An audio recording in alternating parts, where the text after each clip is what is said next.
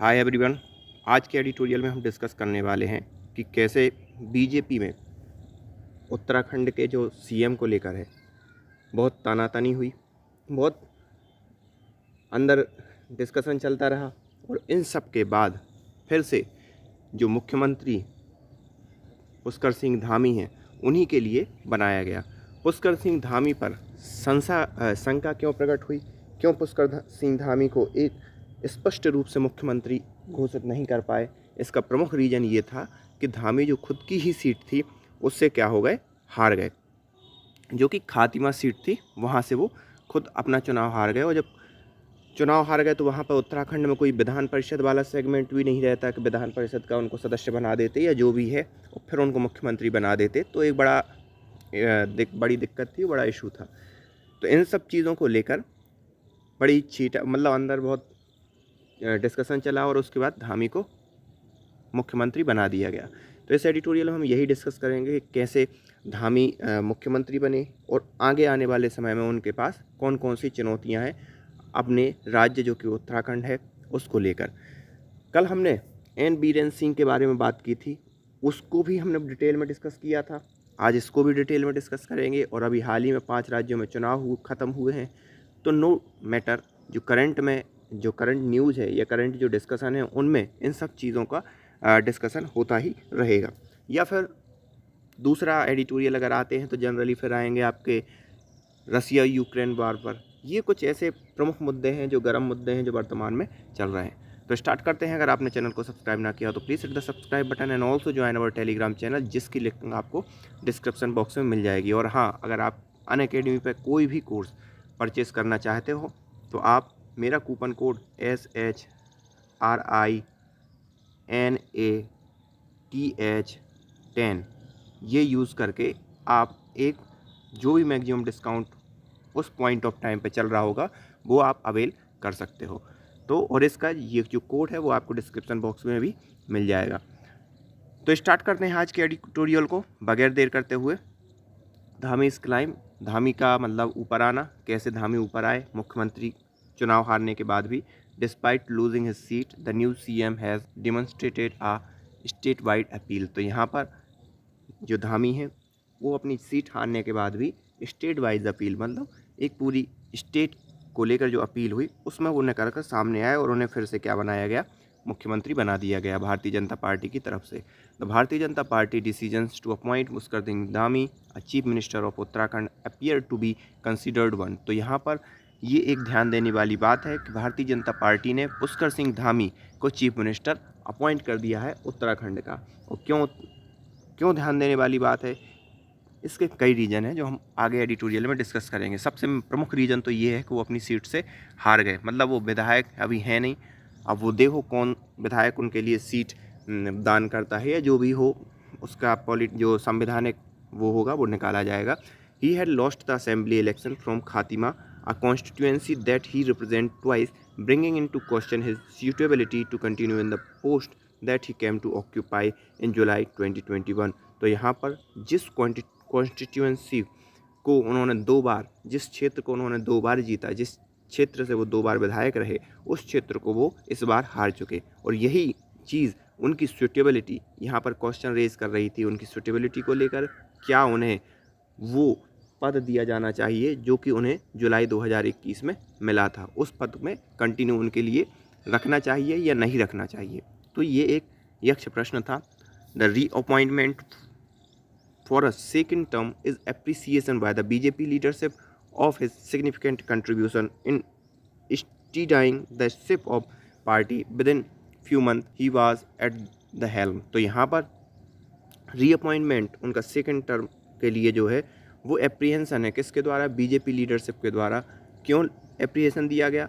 Of his significant contribution in steadying in the ship of the party within the few month he was helm. तो यहाँ पर इस चीज़ को देखकर कि देखो वो पहले 6 महीने पहले ही उस राज्य के मुखिया बने, उन 6 महीनों में उन्होंने कुछ ऐसा कर दिखाया या कुछ जो मतलब अंतर कलह चल रही थी बीजेपी गवर्नमेंट के खुद के ही मंत्रियों, खुद के ही विधायकों के बीच, खुद के ही नेताओं के बीच, उन्होंने 6 महीने पहले आके और बीजेपी को एक फुल फ्लैश मेजॉरिटी के साथ उत्तराखंड में सरकार बनाने में जो योगदान दिया, भले ही वो खुद की सीट से हार गए हों, लेकिन जो जो फ्यू मंथ पहले उन्होंने जो हेल्म शासन स्वीकारा था, ये पार्टी के अंदर उन्होंने मुख्यमंत्री पद को स्वीकारा था, उसको उन्होंने बखूबी पूरा किया। और 2024 को देखकर, उनकी इस प्रतिभा को देखकर 2024 के लिए उनको ये कंटिन्यू किया गया कि वो 2024 में भी इसी प्रकार का परफॉर्मेंस देंगे। The BJP has had a rough patch in hill state and mister Dhami was the third chief minister in the last year of the previous assemblies 5-year term. तो यहाँ पर जो अगर जो हिल रीजन है वहाँ पर जो बीजेपी है उसका ऐसे ही मतलब आधा अधूरा सा या उलझी हुई सी चीज़ें रहती हैं बीजेपी के नेताओं के बीच में। तो उसी के दरमियान उन्होंने 5 साल में 3 मुख्यमंत्री बदले, जिनमें से सबसे लास्ट जो थे वो मिस्टर धामी थे, जिन्हें 6 महीने पहले दिया गया। तो आप सोच लो कि 5 साल के टर्म में बीजेपी ने 3 मुख्यमंत्री बदल दिए। तो बीजेपी के अंदर क्या चल रहा होगा उत्तराखंड के अंदर। Through he lost his seat the BJP cruised to comfortable majority, the first time a ruling party retained power since the state was formed 21 years ago। तो यहाँ पर जब से उत्तराखंड राज्य का गठन हुआ 21 साल पहले से, तब से लेकर अब तक कोई भी पार्टी अपना सेकंड टर्म कंटिन्यू कॉन्जिक्यूटिवली, मतलब कि अभी उसी की सरकार है और फिर से जिस पार्टी की सरकार है उसी ने वो टर्म जीत लिया हो, ऐसा नहीं हुआ। लेकिन जो धामी हैं उनका जो भी उन्होंने जैसे भी किया हो, चुनाव जीता, जितना अच्छा प्रचार किया है, जो भी उन्होंने किया, उसके आधार पर बीजेपी अपनी फुल फ्लैश मेजॉरिटी के साथ, कंफर्टेबल मेजॉरिटी के साथ सेकंड टर्म में भी आई और उसने अपनी पावर रिटेन करी। और ये पहली बार है जब से उत्तराखंड का गठन हुआ है। Bye selecting mister Dhami the BJP has affected definitive generation transition in Uttarakhand. तो यहाँ पर मिस्टर धामी को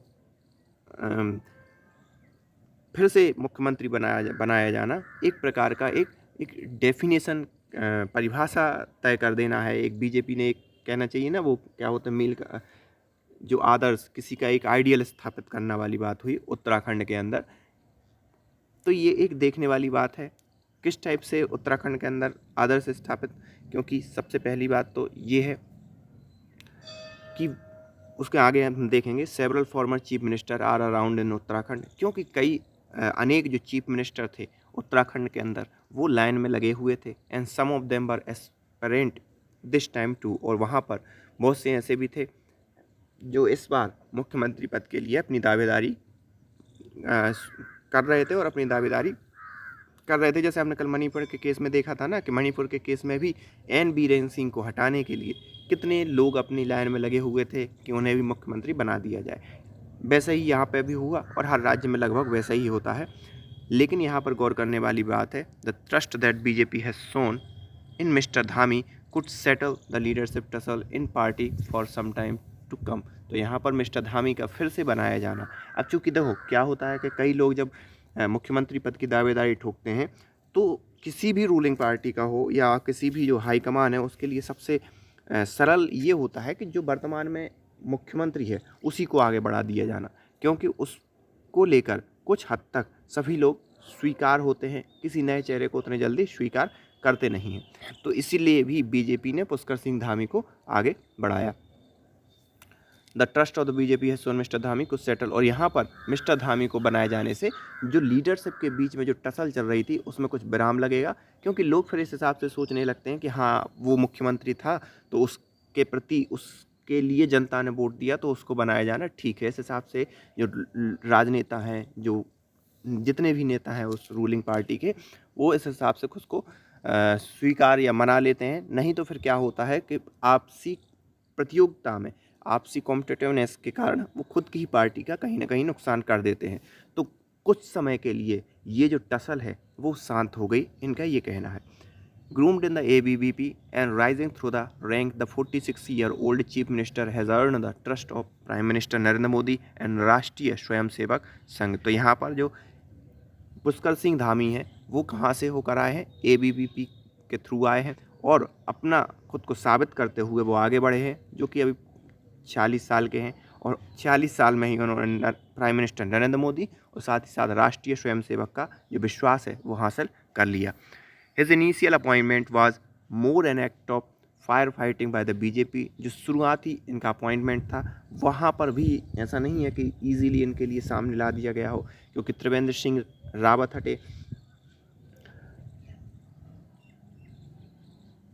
तो एक और मुख्यमंत्री आए थे, वो भी रावत थे, मैं एग्जैक्टली उनका नाम याद नहीं कर पा रहा हूँ, बट हाँ वो भी थे। और फिर बाद में जब उनके कुछ स्टेटमेंट ऐसे आ गए तो इसके बाद फिर पुष्कर सिंह धामी को बनाया गया। तो वो भी उस समय भी इजी टास्क नहीं था, उस समय भी बड़ी ही फायर फाइटिंग टाइप की कंडीशन बन गई थी बीजेपी के अंदर। But this time he has earn through the performance and acceptability that he would win across the cross section of state populace despite losing from its on constituency. लेकिन जब इस बार मुख्यमंत्री के पद बनाने की बारी आई, या इस प्रकार उनको मुख्यमंत्री पद का दावेदार बनाने की बात आई, तो बीजेपी को ज़्यादा दिक्कत सामना नहीं करना पड़ा, क्योंकि पुष्कर सिंह धामी ने खुद को प्रूव किया बीजेपी को फुल फ्लैश मेजोरिटी के साथ उत्तराखंड में सरकार बनाने के बाद।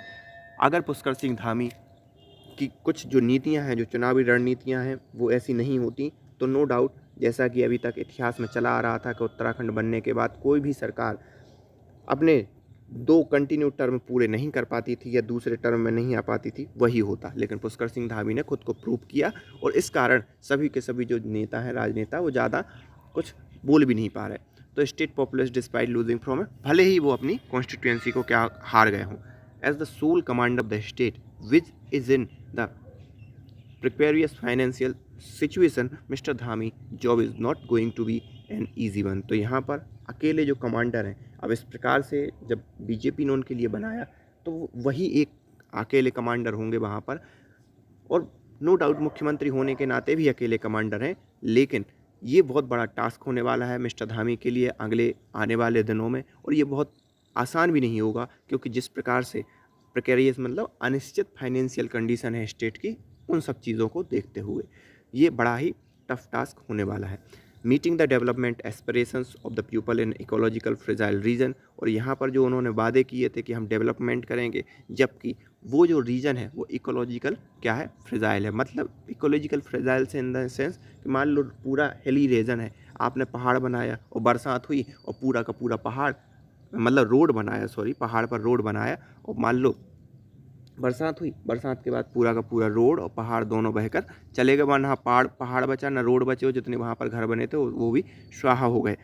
पॉज अन यूनिक चैलेंज, तो यहाँ पर ये एक यूनिक चैलेंज होगा पुष्कर सिंह धामी को कि विकास भी करें और साथ ही साथ जो इकोलॉजिकल जो फ्रेजाइल रीजन है उसके हिसाब से विकास करें। ऐसा ना हो कि आपका पूरा का पूरा इन्वेस्टमेंट बर्बाद हो जाए। The state can unlock more of its tourism potential but complying environmental cost will have to be factored in। तो यहाँ पर स्टेट अपनी टूरिज्म को भी बढ़ा सकता है, उस क्षेत्र में भी बहुत कुछ कर सकता है, लेकिन उसे कहीं ना कहीं एनवायरमेंटल कॉस्ट जो है कि हम कितना एनवायरमेंटल को नुकसान करेंगे टूरिज्म को बढ़ावा देने के चलते, तो ये सब चीज़ें भी उन्हें फैक्टर्ड इन, मतलब इन सब कारकों को भी अपनी नीतियों में देखना पड़ेगा कि कहीं टूरिज्म को बढ़ाते बढ़ाते आप कहीं एनवायरमेंटल को इस हद तक नुकसान तो नहीं कर दिया कि जैसे 2013 में जो बाढ़ आई थी उस तबाही में कितने लोग उस बाढ़ के अंदर समा गए, कितने लोग पहाड़ों के अंदर दब गए, वैसा ना हो।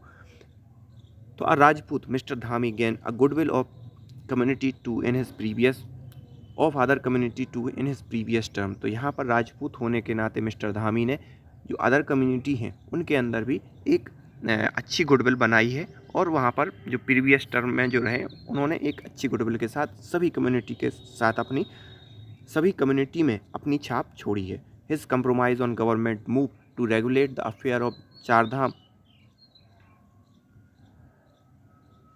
The 4 prominent Hindu princes sit in Himalaya in the state assuage the Brahmins who were miffed with BJP. तो यहाँ पर जो हिज कंप्रोमाइज़ मतलब गवर्नमेंट का डिसीजन ये था कि जो चार धाम का जो भी है वो सब क्या कौन देखा, मतलब कौन अधिग्रहण कर लेगा, सरकार अधिग्रहण कर लेगी। लेकिन फिर चार धाम के जो भी वहाँ पर समितियाँ थीं, जो भी संगठन थे या जो ट्रस्ट वगैरह थे, उन्होंने विरोध किया कि नहीं, ये सरकार को नहीं करना चाहिए। और फिर मिस्टर धामी की सरकार ने उस चीज़ को क्या किया, देखा, और फिर बाद में ये चीज़ छोड़ दी कि हाँ भाई चलो ट्रस्ट वाले ही उस चीज़ को क्या करें, रेगुलेट करें पूरी चार धाम के मंदिरों को, उसमें गवर्नमेंट का कोई हस्तक्षेप नहीं होगा। और इसी कारण जो ब्राह्मण कम्युनिटी, ब्राह्मण मतलब जो वहाँ पर ट्रस्ट चलाते थे, वो इस बात को लेकर क्या थे, नाराज थे बीजेपी के साथ। तो उन्होंने बीजेपी जो पुष्कर सिंह धामी ने है, उन्होंने उनको आश्वासन दिलाया कि चलो ठीक है, गवर्नमेंट अब कोई हस्तक्षेप नहीं करेगी। तो ये एक अच्छा मूव था, जिससे भी कहीं ना कहीं फ़ायदा हुआ।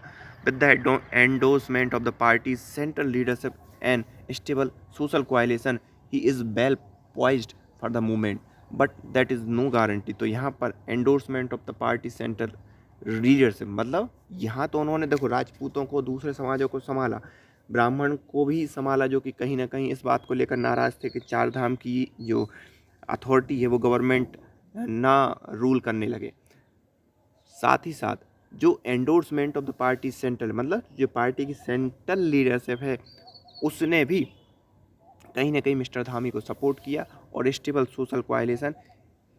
तो यहाँ पर ये सब चीज़ें उनके लिए हो सकता है प्रेजेंट मूवमेंट में सब कुछ मदद करें और चीज़ें अच्छी चलें, but that is no guarantee for the future. लेकिन इस बात की कोई गारंटी नहीं कि उनकी अंतर्कलह या जो सोशल कोalition जिसके कारण वो जीते हैं, उसमें कहीं ना कहीं दिक्कत पैदा हो, ऐसा कह नहीं सकते, क्योंकि भविष्य ही है।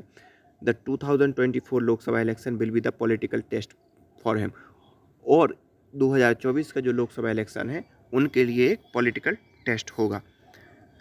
ही is surrounded by the veteran who might take time to adjust the new hierarchy and new aspirant. तो यहाँ पर जो मिस्टर धामी है वो कई दिग्गज नेताओं से सराउंडेड हैं, और हो सकता है उन नेताओं के लिए थोड़ा सेटलमेंट, थोड़ा टाइम लगे इस नए प्रकार के जो सिस्टम बीजेपी ने या नई प्रकार की सरकार बनाई है, नए लोगों को जो पद दिए हैं, उस हायरार्की में खुद को एडजस्ट करने के लिए।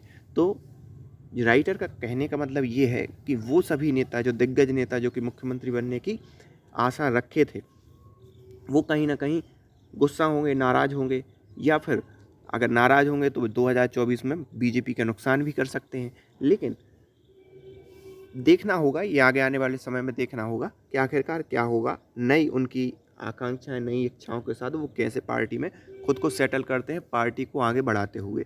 ही also happen to be the first chief minister of the state who was not an active politician during the campaign for its formation.